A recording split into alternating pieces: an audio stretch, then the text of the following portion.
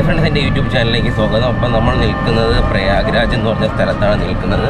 രണ്ടാമത്തെ ദിവസമാണ്. അപ്പോൾ ഇന്നലെ അത്യാവശ്യം കുറച്ച് സ്ഥലത്തും സ്ട്രീറ്റ് ഫുഡൊക്കെ എക്സ്പ്ലോർ ചെയ്യാനൊക്കെ പോയി. നമ്മൾ ആദ്യം ത്രിവേണി സംഗമത്തിൽ പോയ ശേഷം അവിടെ നിന്ന് ഒരു ഹനുമാൻ ക്ഷേത്രമുണ്ട്. ഹനുമാൻ ക്ഷേത്രത്തിൽ പോയ ശേഷം അവിടെ നിന്ന് ഒരു 51 ശക്തിപീഠങ്ങളിൽ ഒരു ശക്തിപീഠം നമ്മുടെ ആ ഒരു പരിസരത്താണ്. അലോകി ദേവി ടെമ്പിൾ എന്നാണ് അതിനെ അറിയപ്പെടുന്നത്. അങ്ങോട്ട് പോകും.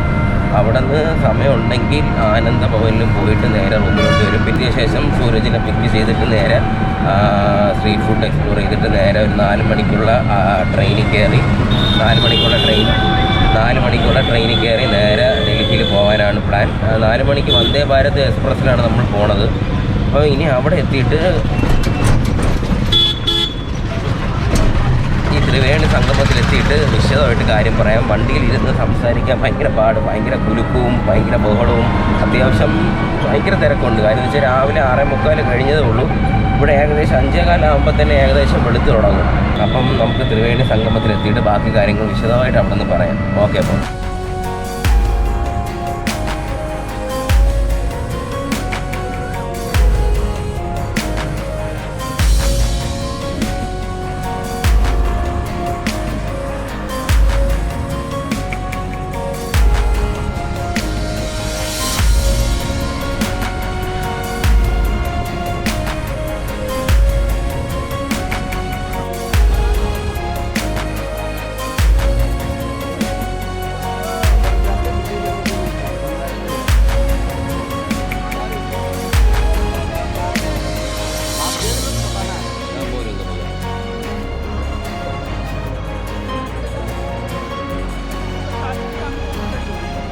അപ്പം നമ്മൾ നിൽക്കുന്നത് ത്രിവേണി സംഗമത്തിൻ്റെ അടുത്താണ് നിൽക്കുന്നത്. നമ്മളിപ്പം ഈ ബോട്ടിൽ ത്രിവേണി സംഗമം കാണാൻ പോവുകയാണ്. അവിടെ പോയി ജസ്റ്റ് കുളിച്ചിട്ട് നമ്മൾ തിരിച്ച് ഈ ബോട്ടിൽ തന്നെ തിരിച്ചു വരും. ഈ സ്ഥലത്തിൻ്റെ പേര് മുമ്പ് അലഹബാദ് എന്നായിരുന്നു. അത് അതിന് ശേഷം പ്രയാഗ്രാജ് ആയതാണ്. പ്രയാഗ്രാജ് ആയെന്ന് വെച്ചാൽ പ്രയാഗ്രാജ് എന്ന് ഉദ്ദേശിക്കുന്നത് വെച്ചാൽ സംഗമം എന്നാണ്. വെച്ചാൽ സംഗമം എന്ന് വെച്ചാൽ ഈ പറയുന്നത് വെച്ചാൽ ഗംഗയും യമുനയും നമ്മൾ അദൃശ്യ നദിയായ സരസ്വതിയും കൂടെ ഒത്തുചേരുന്ന സ്ഥലമെന്നാണ് പുള്ളിക്കാരൻ വെച്ചാൽ ഈ സരസ്വതി എന്ന് പറഞ്ഞാൽ നമ്മുടെ ഈ പറയുന്ന ഭൂമിക്കടിയിൽ കൂടെ ഈ പറയുന്ന ത്രിവേണി സംഗമത്തിലൊന്ന് ജോയിൻ ചെയ്യുന്നു എന്നാണ് പറയപ്പെടുന്നത്. അപ്പോൾ ആ ഒരു സംഗമത്തിൻ്റെ ആ ഒരു പോർഷനിലാണ് നമ്മൾ പോണത്. നമുക്ക് ഈ ഗംഗയും യമുനയും ജോയിൻ ചെയ്യുന്ന ഭാഗം നമുക്ക് ആക്ച്വലി കാണാൻ തന്നെ പറ്റും. രണ്ട് കളറാണ്. അപ്പം ഇത് ജോയിൻ ചെയ്ത് ഗംഗയായിട്ട് അങ്ങ് ഒഴുകി പോവുകയാണ്.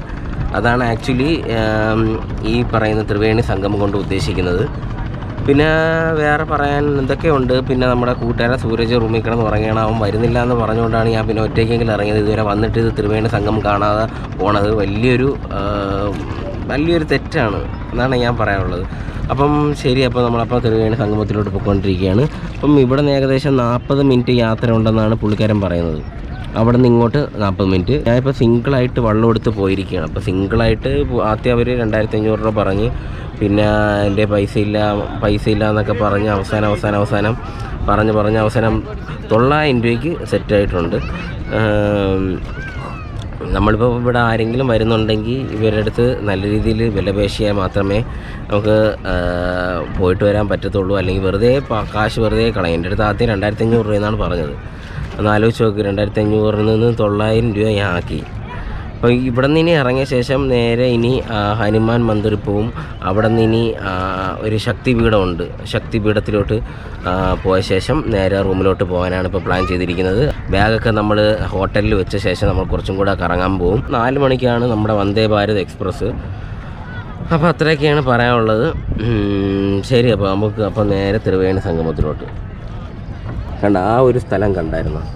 ആ സ്ഥലത്ത് വെച്ചാണ് കുംഭമേള നടക്കുന്നത്. ഈ 12 വർഷത്തിലൊരിക്കൽ മഹാകുംഭമേളയും 6 വർഷത്തിലൊരിക്കൽ അർത്ഥ കുംഭമേളയുമാണ് നടക്കുന്നത്. ഈ കുംഭമേള എന്ന് പറയുന്നതെന്ന് വെച്ചാൽ നമ്മൾ ഈ അസുരന്മാരും ദേവന്മാരും തമ്മിൽ പാലാടി കടന്നപ്പോഴത്തേക്കും ഈ പറഞ്ഞ ഈ അമൃത് കിട്ടിയല്ലോ. ഈ കുംഭത്തിലല്ലേ ഈ പറയുന്ന അമൃത് കിട്ടിയത്. അപ്പോൾ ഈ കുംഭം ഈ ആസുരന്മാർക്ക് കൊടുക്കാതിരിക്കാനായിട്ട് വിഷ്ണു ഭഗവാൻ ഇതെടുത്തുകൊണ്ട് ഓടിയപ്പോഴത്തേക്കും പല സ്ഥലത്തായിട്ട് ഈ പറയുന്ന അതിൻ്റെ അകത്തുള്ള അമൃത് വീണു എന്നാണ് പറയപ്പെടുന്നത്. ഈ 4 സ്ഥലത്തും വെച്ച് കുംഭമേള നടക്കാറുണ്ട്.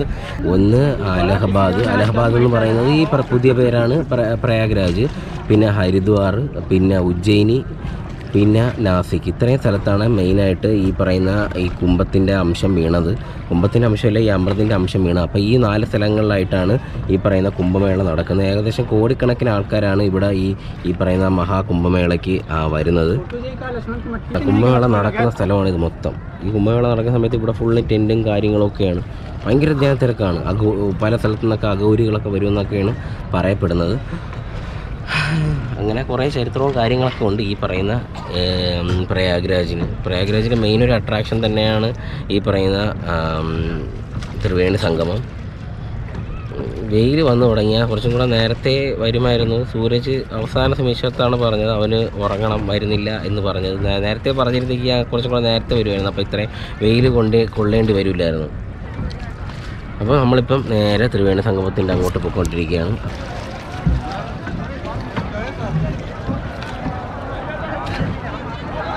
കണ്ട ഇവിടെ ബോട്ടുകൾ നിരന്ന് നിൽക്കുന്നുണ്ട്. ഈ ത്രിവേണി സംഗമം കാണാൻ വേണ്ടി വന്ന ആൾക്കാരാണ്. ഇവിടെ വന്ന് ഒരുപാട് പേര് അസ്ഥിയൊക്കെ ഒഴിക്കും, മറ്റേ കർമ്മങ്ങളൊക്കെ ചെയ്യുന്ന സ്ഥലമാണ്.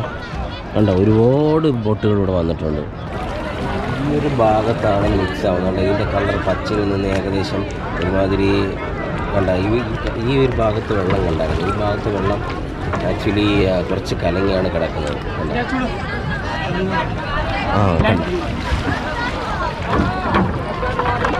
കളർ മാറിയത് കണ്ടോ? അവിടെ യമുന വാട്ടർ നല്ല പച്ചയായിരുന്നു. ഇവിടെ ശരിക്കും ബോട്ടുകൾ നിരന്ന് കിടക്കുകയാണ്.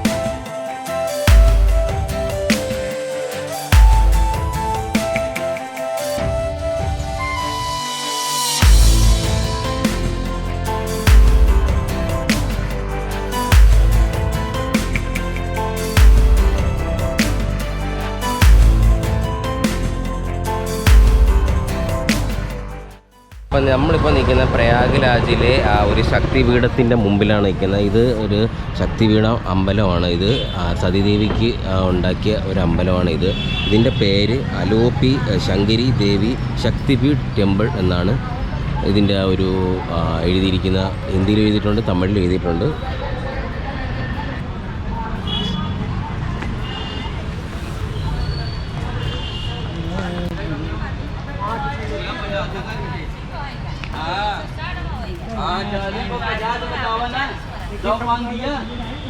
जोड़ ले वीडियो ज्यादा बनाते पढ़े लिखे हो कहाँ पढ़े हैं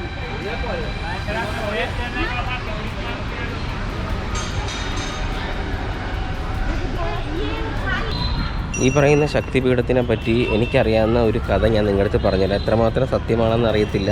ഞാൻ വിശ്വസിക്കുന്നത് അല്ലെങ്കിൽ കേട്ടൊരു കഥയാണ്. പക്ഷേ ഈ പറയുന്ന ശിവൻ്റെ ആദ്യ ഭാര്യയായിരുന്നല്ലോ സതീദേവിയുടെ അച്ഛന് ശിവനുമായിട്ടുള്ള മാരേജ് ഇഷ്ടപ്പെട്ടിട്ടില്ല. അതുകൊണ്ട് ഈ സതീദേവിനെ ഒരു ഫംഗ്ഷനും സതീദേവിയുടെ അച്ഛൻ വിളിക്കത്തില്ല. അപ്പോൾ ഒരു ഫംഗ്ഷനോട് ഹോമം നടന്ന സമയത്ത് എന്തോ ഒരു ഫംഗ്ഷൻ നടന്ന സമയത്ത് സതീദേവി അച്ഛനോടുള്ള സ്നേഹം കാരണം അവിടെ വരികയുണ്ടായി. വന്നപ്പോഴത്തേക്ക് എന്ത് സംഭവിച്ചെന്ന് വെച്ചാൽ ഒരുപാട് അപമാനിക്കുകയൊക്കെ ചെയ്തു. സതീദേവിനെയും ശിവനെയൊക്കെ ഒരുപാട് അപമാനിച്ചു. അപ്പോൾ അതിൻ്റെ ദേഷ്യത്തിൽ സതി സ്വയം തീ കൊളുത്തി മരിച്ചു എന്നാണ് വിശ്വസിക്കുന്നത്. അപ്പം തീ കൊളുത്തി മരിച്ച ശേഷം എന്ത് സംഭവിച്ചെന്ന് വെച്ചാൽ ശിവഭഗവാൻ മുട്ടൻ ടെററായി ഡാർക്ക് സീനായിട്ട് ഈ പറയുന്ന സതീദേവിയുടെ ബോഡിയും കൊണ്ട് എല്ലായിടത്തും കൊണ്ട് നടന്നു. അപ്പോഴത്തേക്കും മൊത്തം ഭയങ്കര ഡാർക്ക് സീനെന്ന് വെച്ചാൽ കട്ട ഡാർക്ക് സീനായിരുന്നു. അപ്പോഴത്തേക്കും മൊത്തം സീനായിട്ടിരുന്ന സമയത്ത് വിഷ്ണു ഭഗവാൻ വിഷ്ണു ചക്രം ഉപയോഗിച്ച് ഈ സതീദേവീൻ്റെ ബോഡീനെ പല സ്പ്ലിറ്റ് ചെയ്യിപ്പിച്ചു. വിഷ്ണു ചക്രം എറിഞ്ഞ് ബോഡി പല കഷ്ണങ്ങളായിട്ട് സ്പ്ലിറ്റ് ചെയ്യിപ്പിച്ചു. അപ്പം ഈ പല കഷ്ണങ്ങൾ പല ഭൂമിയുടെ പല സ്ഥലത്ത് വന്നാണ് വീണെന്നാണ് പറയപ്പെടുന്നത്. അങ്ങനെ ഈ സതീദേവിയുടെ ഈ ഇടത്തെ കൈയിലെ വിരലുകളൊക്കെ ഇവിടെ വന്ന് വീണു എന്നാണ് പറയപ്പെടുന്നത്.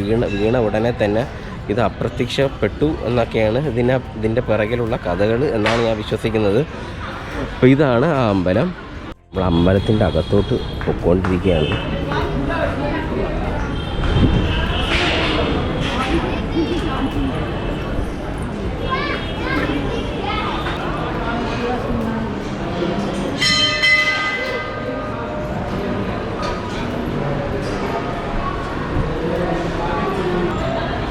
ഇതാണ് ശക്തിപീഠം എന്നാണ് പറയപ്പെടുന്നത്. ഇവിടെ കുറേ പ്രതിഷ്ഠകളും കാര്യങ്ങളൊക്കെ ഇവിടെ ഉണ്ട്. ഒരുപാട് ദൈവങ്ങളുടെ പ്രതിഷ്ഠ ഇവിടെ വെച്ചിട്ടുണ്ട്. ഇവിടെ ഇതാണ് ആക്ച്വലി ശക്തിപീഠം. ഒരു സാരിയിൽ ചുറ്റിയാണ് ഇത് വെച്ചേക്കുന്നത്.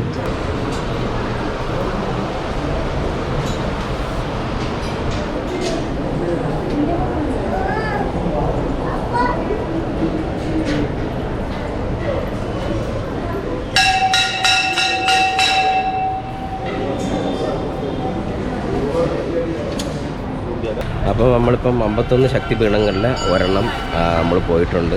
വല്ലാത്തൊരു ഫീൽ തന്നെയാണ്, വല്ലാത്തൊരു പോസിറ്റീവ് വൈബ് എന്നൊക്കെ പറയുന്ന ആ ഒരു വൈബിൽ നിൽക്കുകയാണ്. അപ്പോൾ ഇനി ഇവിടെ നിന്ന് ഇറങ്ങിയിട്ട് നേരെ റൂമിലോട്ടാണ് പോണത്. അപ്പോൾ ശരി. അപ്പോൾ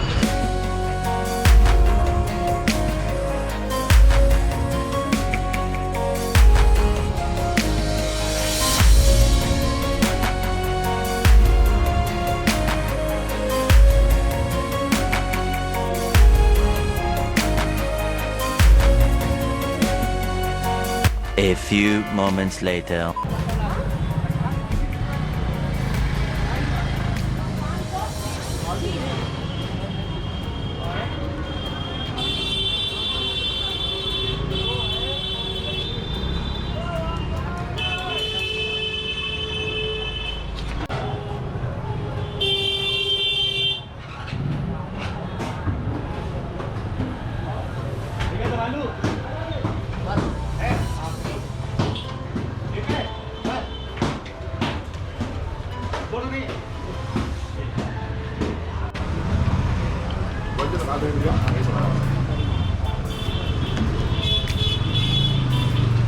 പാടില്ല മോനെ, പാടില്ല.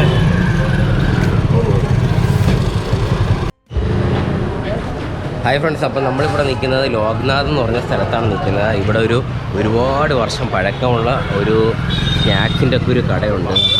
ഹരിറാം ആൻഡ് സൺസ് എന്ന് പറഞ്ഞൊരു ഒരു കടയുണ്ട്. അപ്പോൾ അത്യാവശ്യം ഭയങ്കര ഒരുപാട് വർഷത്തെ പഴക്കമുള്ള ഒരു കടയാണിത്. പിന്നെ ഇതിൻ്റെ ഓപ്പോസിറ്റ് ആയിട്ടുള്ള ഒരു ലസ്സി ഷോപ്പുണ്ട്. ലസ്സി ഷോപ്പിൽ നമ്മളിപ്പം 2 ലസ്സിയൊക്കെ കുടിച്ച് സെറ്റായിട്ട് ഇരിക്കുകയാണ്. അടിപൊളി ലസ്സിയാണ്, വീടിലാം. എപ്പോഴെങ്കിലും നിങ്ങൾ ആരെങ്കിലും ഇവിടെ വരണമെങ്കിൽ ഇവിടെ വരാതിരിക്കരുത്. ഇനി നമ്മൾ ഇവിടെ നിന്ന് നേരെ ഒരു ഹോട്ടലിൽ കയറി ഫുഡ് കഴിച്ചിട്ട് ഹോണടി ഇല്ല. ഇനി നമ്മളിവിടെ നിന്ന് നേരെ ഒരു ഹോട്ടലിൽ പോയി ഫുഡ് കഴിച്ചിട്ട് നേരെ റെയിൽവേ സ്റ്റേഷനിലാണ് പോണത്. അപ്പോൾ ഇത്രയൊക്കെയാണ് ഇന്നത്തെ പരിപാടി. അപ്പോൾ ശരി. അപ്പോൾ ഹായ് ഫ്രണ്ട്സ്, അപ്പോൾ നമ്മൾ പ്രയാഗ്രാജ് റെയിൽവേ സ്റ്റേഷൻ്റെ ഫ്രണ്ടിൽ നിൽക്കുകയാണ്. അപ്പോൾ നമ്മളിപ്പോൾ ഇവിടെ നിന്ന് ഡൽഹിയിലോട്ട് വന്ദേ ഭാരത് എക്സ്പ്രസ്സിൽ കയറി നേരെ ഡൽഹിയിൽ പോകാനാണ് ആക്ച്വലി പ്ലാൻ ചെയ്തിരിക്കുന്നത്. വന്ദേ ഭാരത് ട്രെയിൻ എന്ന് പറയുന്നത് നിങ്ങൾക്ക് പലർക്കും അറിയാം, ഇന്ത്യയിലെ ഏറ്റവും ഫാസ്റ്റസ്റ്റ് ആയിട്ടുള്ള ട്രെയിനാണ്. മണിക്കൂർ 150 km/hലാണ് ആ ട്രെയിനിൻ്റെ സ്പീഡ്. മുട്ട സ്പീഡിലേക്ക് ആ ട്രെയിൻ പോണത്. അപ്പോൾ അത് കറക്റ്റ് 4:35 ഇവിടെ വരും. അപ്പോൾ ഇവിടെ നിന്ന് 6 മണിക്കൂർ കൊണ്ട് ഡൽഹി എത്തും. അതാണ് ആക്ച്വലി ഈ ട്രെയിന്. ഇതിൻ്റെ ഇടയിൽ വേറെ ഒരു സ്റ്റോപ്പ് എന്തോ ഉള്ളൂ. 3-4 ദിവസം മുമ്പ് അതിൽ ട്രെയിനിന് പോകണമെന്ന് ഭയങ്കര ആഗ്രഹം ഉണ്ടായിരുന്നു. അത് നടക്കാത്തതുകൊണ്ടാണ് ഇവിടെ ഒരു ദിവസം നിന്ന് ആ ട്രെയിൻ കയറിയിട്ട് പോകണം എന്ന് വിചാരിച്ച് ഇരുന്നത്. ഇനി നാട്ടിലോട്ട് വന്നാൽ അങ്ങനത്തെ ഒരു ട്രെയിൻ കിട്ടാനായിട്ട് വീണ്ടും ഇവിടെ വന്നാലല്ലേ നമുക്ക് അങ്ങനത്തെ ഒരു ട്രെയിനിൽ കയറാൻ ഭാഗ്യം കിട്ടത്തുള്ളൂ. അപ്പോൾ ഇത്രയൊക്കെയാണ് ആക്ച്വലി പറയാനുള്ളത്.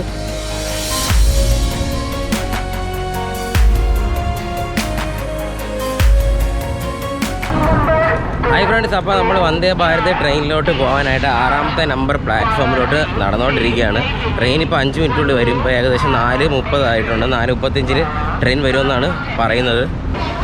നമ്മുടെ വന്ദേ ഭാരത് എക്സ്പ്രസ്.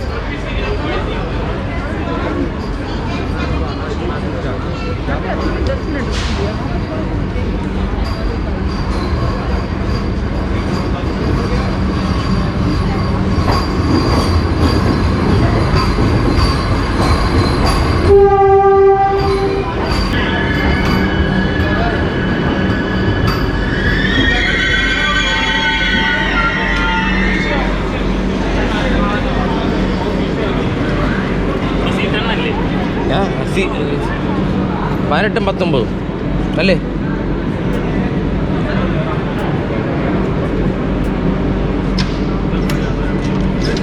അവിടെ നിന്ന് കയറിയാൽ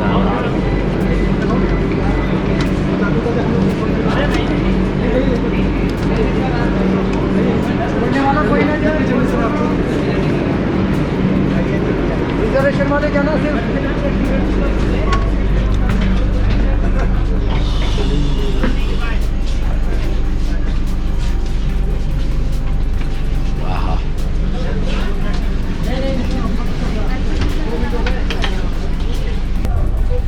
അപ്പോൾ നമ്മൾ വന്ദേ ഭാരത് എക്സ്പ്രസ്സിനകത്ത് ഇരിക്കുകയാണ്.